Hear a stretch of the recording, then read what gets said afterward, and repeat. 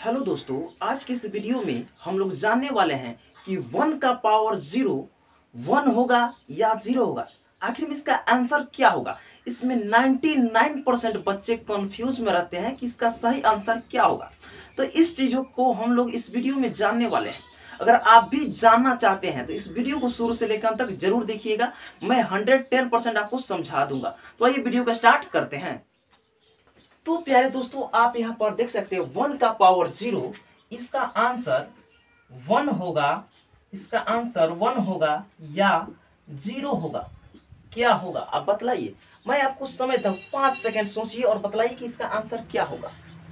बोलिए प्यारे दोस्तों, अगर जिनका जवाब आ रहा है 0, अगर जिनका जवाब आ रहा है 0 कि 1 का पावर 0 0 होगा, वो लोग बिल्कुल गलत है।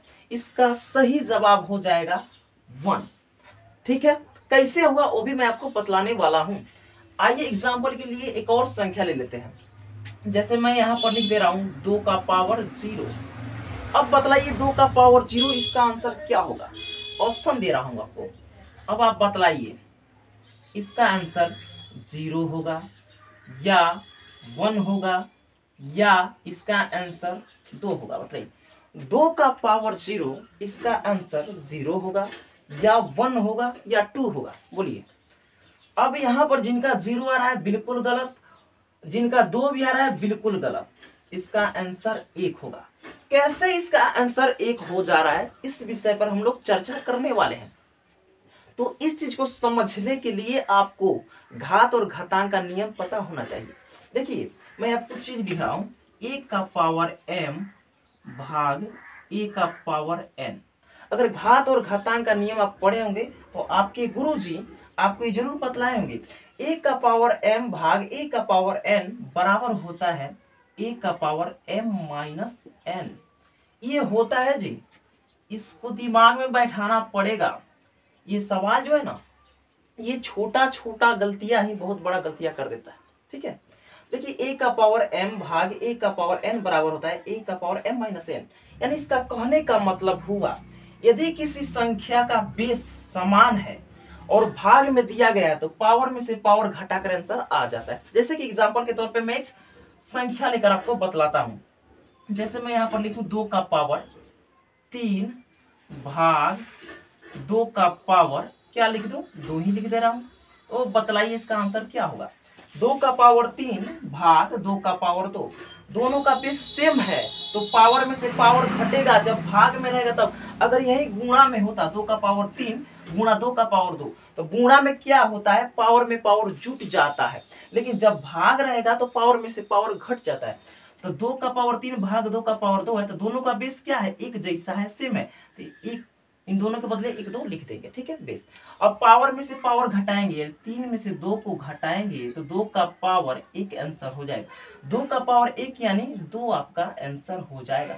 ये बात आप समझ गए होंगे, तो इसको मैं आपको समझाने का प्रयास कर रहा हूँ। थोड़ा सा ध्यान देंगे, इसको मैं मिटा दे रहा हूँ। ठीक है, फिलहाल इसका कोई भी आवश्यकता नहीं है। अब यहाँ पर आप लोग ध्यान देंगे, मैं यहाँ पर लिख दे रहा हूँ, क्या लिख दूं, जैसे कि मैं यहाँ पर लिख दे रहा हूँ 1। ठीक है, 1 का पावर 1 तो लिख ही सकता हूं ना, बिल्कुल, भाग 1 का पावर 1 लिख सकता हूं। 1 का पावर 1 भाग 1 का पावर 1 मैं लिख दिया हूं। ठीक है, कोई दिक्कत नहीं, बराबर। अब देखिए दोनों का बेस सेम है तो पावर में से पावर घटेगा कि नहीं घटेगा, बिल्कुल घटेगा। दोनों का बेस सेम है तो हम यहाँ पर 1 1 लिख लेंगे, कोई दिक्कत नहीं। अब पावर में से पावर घटा देंगे, यानी 1 में से 1 को घटाएंगे तो 1 का पावर क्या आ जाएगा, 0।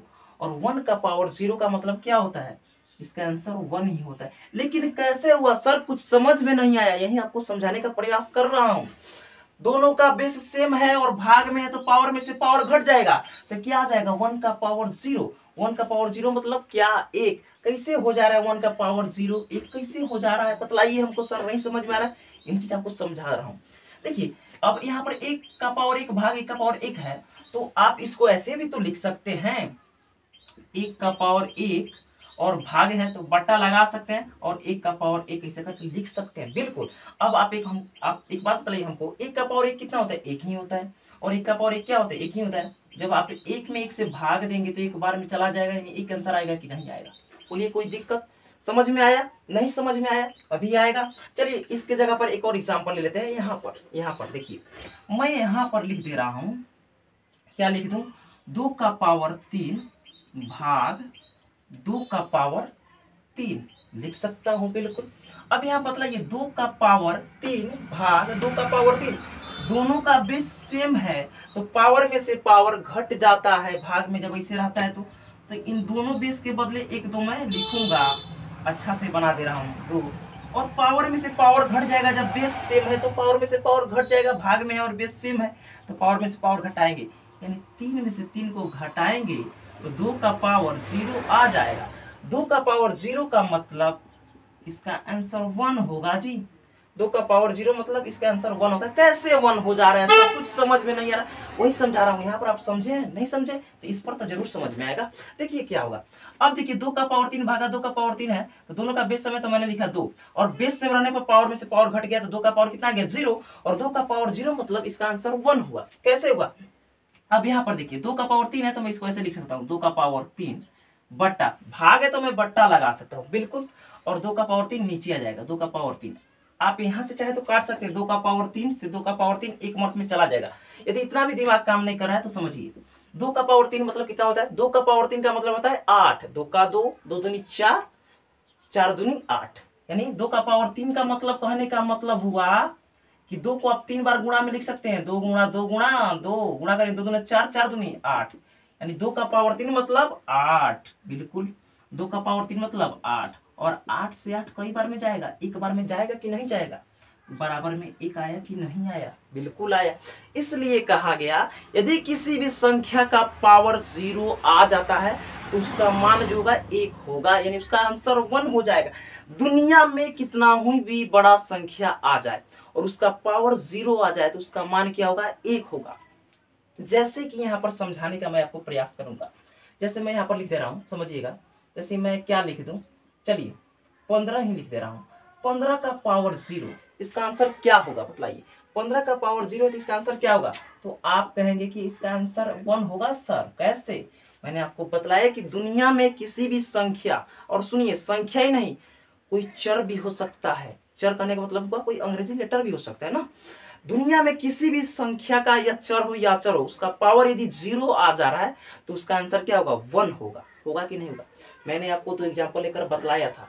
अगर आपको अभी भी समझ में नहीं आया तो वीडियो को थोड़ा सा पीछे करके देखिए, समझ में आ जाएगा।